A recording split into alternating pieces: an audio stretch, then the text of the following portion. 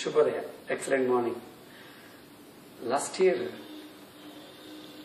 ಮೊದಲನೇ ವಾರದಲ್ಲಿ ನನ್ನ ಗೋಲ್ ಏನಿತ್ತು, ನನ್ನ ಅಚೀವ್ಮೆಂಟ್ ಏನು, 2014 ಹೆಂಗಿರ್ಬೇಕಂದ್ಬಿಟ್ಟು ನಾನು ಸ್ಟೇಜ್ ಮೇಲೆ ಬಂದು ನನ್ನ ಅನಿಸಿಕೆಗಳನ್ನ, ನನ್ನ ಒಂದು ನಿರ್ಧಾರಗಳನ್ನ ಸ್ಟೇಜ್ ಮೇಲೆ ಹೇಳಿದ್ದೆ. ಬರಿಬೇಕಾದ್ರೆ ನಾನು ಏನ್ ಬರಿಬೇಕು, ಏನ್ ಮಾಡಬೇಕು ಅಂತೆಲ್ಲ ಬರೆದಿದ್ದೆ. ಅದನ್ನ ಹೇಳಿದೆ.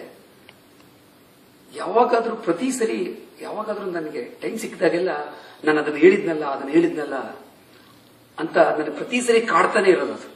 ಹಾಗಾಗಿ ಆ ವರ್ಷ ನಾನು ಏನ್ ಅನ್ಕೊಂಡಿದ್ದ ಆ ಗೋಲ್ನ ಅಚೀವ್ ಮಾಡಲಿಕ್ಕೆ ನಾನು ಏನ್ ಮಾತಾಡಿದ್ದು ಅದು ದಾರಿ ಆಯ್ತು.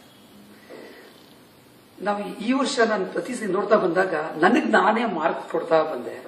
ಎಷ್ಟು ಮಾರ್ಕ್ಸ್ ಕೊಡ್ತಾ ಬಂದೆ ಅಂದ್ರೆ ಅದರಲ್ಲಿ 8 ಮಾರ್ಕ್ಸ್ ನಾನು ಕೊಟ್ಟಿದ್ದೇನೆ. ಅಂದ್ರೆ ಇನ್ನಷ್ಟು ಅಚೀವ್ ಮಾಡಬೇಕು ಅಂತ ಅನಿಸ್ತಾ ಇದೆ.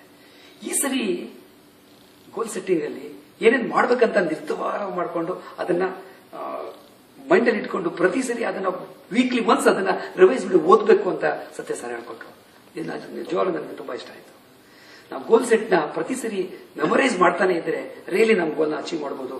ಡೆಫಿನೆಟ್ ಆಗಿ ನಾವು ಹೈಯರ್ ಮೆಚುರಿಟಿ ಲೆವೆಲ್ಗೆ ಹೋಗ್ಬೋದು ಅಂತ ಈ ಗ್ಲೇಸ್ ನನಗೆ ಅರ್ಥ ಆಯ್ತು. Thank you so much.